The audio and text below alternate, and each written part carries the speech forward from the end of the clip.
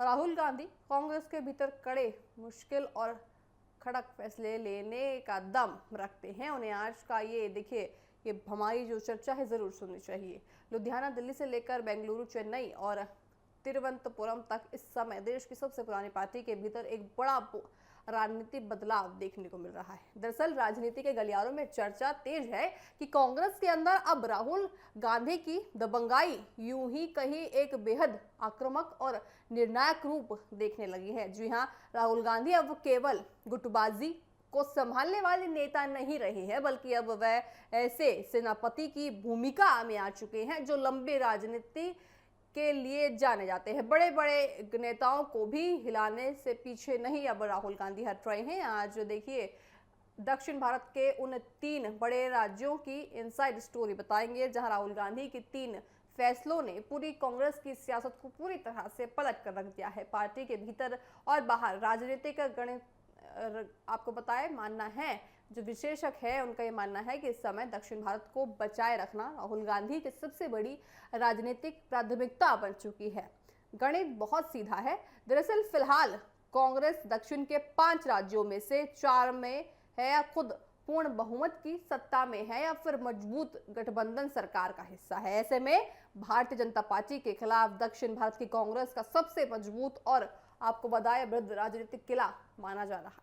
यही वजह है कि साल 2028 के कर्नाटक विधानसभा चुनाव और भविष्य के चुनावी विवाद को ध्यान में रखते हुए राहुल गांधी लगातार ऐसे फैसले ले रहे हैं जिनसे पार्टी के पुराने ढरे और हिलाकर रख सकती है। पहले जहां राहुल गांधी अलग अलग गुटों और वरिष्ठ नेताओं के बीच संतुलन बनाने की कोशिश में ढीले फैसले लेते थे, वहीं अब वो पूरी तरह व्यवहारिक और सीधे हस्तक्षेप की नीति पर चल रही है। इस बड़े बदलाव का पहला सबसे बड़ा संकेत मिला दक्षिण के बेहद महत्वपूर्ण राज्य तमिलनाडु से। जी हां, पार्टी सूत्रों के हमले से जो खबर आई है वो है कि राहुल गांधी की दूरगामी राजनीतिक सोच सीमित रही है। तो आपको बताएं, तमिलनाडु में विधानसभा चुनाव से पहले जहां कांग्रेस के कई पुराने और वरिष्ठ नेता केवल डीएमके के भरोसे बैठे रहने की वकालत कर रहे थे, वहीं राहुल गांधी ने लीक से हटाकर सोचा। राहुल गांधी का साफ आकलन था कि अभिनेता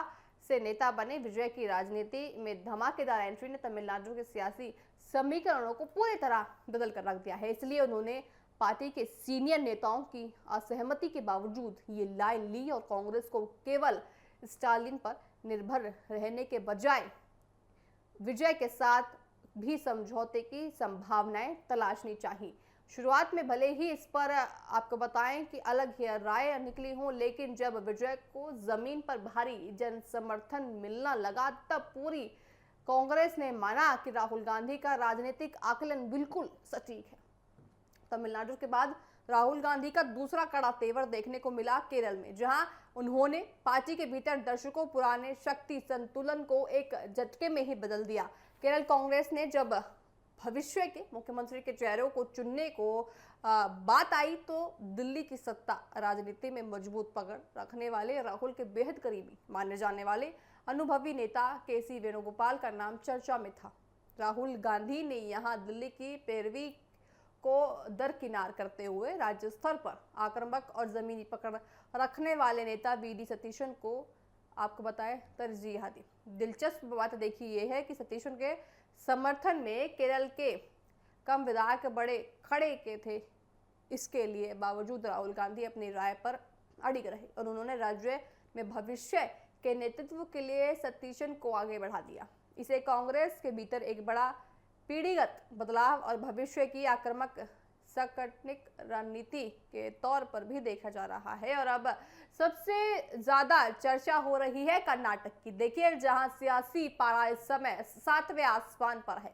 जैसे कि हमने आपको बताया कि कर्नाटक में मुख्यमंत्री सिद्धारमैया की जगह अब डीके शिव कुमार को कमान सौंपने जाने पर पूरी तरह अलकमान लड़ चुका है। इस फैसले के पीछे राहुल गांधी का एक बड़ा राजनीतिक संदेश और उनका वो वादा है जिन्होंने साल 2023 के चुनाव प्रचार के दौरान किया था। सूत्रों के मुताबिक राहुल गांधी ने तब डीके शिव कुमार से कथित तौर पर वादा किया था कि सरकार बनने के 2.5 साल बाद उन्हें मुख्यमंत्री की कुर्सी दी जाएगी। अब भले ही इसमें कुछ महीने में देरी हो गई हो, लेकिन राहुल गांधी उस वादे को निभाने के लिए पूरी तरह आगे बढ़ गए हैं। सीतारमैया भले ही आपको बताए अमिहा समीकरण के सबसे बड़े नेता हैं, लेकिन राहुल गांधी सरकार के खिलाफ पनपने वाली एंटी इनकम्बेंसी को लेकर सतर्क हैं। वे जानते हैं कि संसाधन जुटाने और संगठन को फौलादी बनाने में डीके शिव कुमार का कोई साना नहीं है। आपको बताएं, और कर्नाटक जैसे बीजेपी के मजबूत गढ़ में डीके की ही कांग्रेस के नेहा पार लगता है, नैया पार जो है वो लगाई है। अगर इस तीनों घटनाओं को एक साथ जोड़कर देखा जाए तो साफ है कि राहुल गांधी की कार्यशैली अब पूरी तरह बदल चुकी है। पार्टी के बड़े नेता बंद कमरों में और निजी बातचीत में ये स्वीकार कर रहे हैं कि राहुल गांधी अब अपनी राजनीतिक समझ और अपने खुद के फैसलों पर पहले से कहीं ज्यादा भरोसा रखने लगे हैं। अब इस बात की परवाह नहीं कर रहे हैं कि कोई सिंडिकेट या कोई वरिष्ठ नेताओं का गुट उनके फैसलों को नाराज है या नहीं, या फिर सहमत है या नहीं। राष्ट्रीय स्तर पर तमाम चुनौतियों से जूझ रही कांग्रेस के लिए दक्षिण भारत का एक किला कितना जरूरी है, ये राहुल गांधी के इन फैसलों की आक्रामकता से साफ झलक सकता है।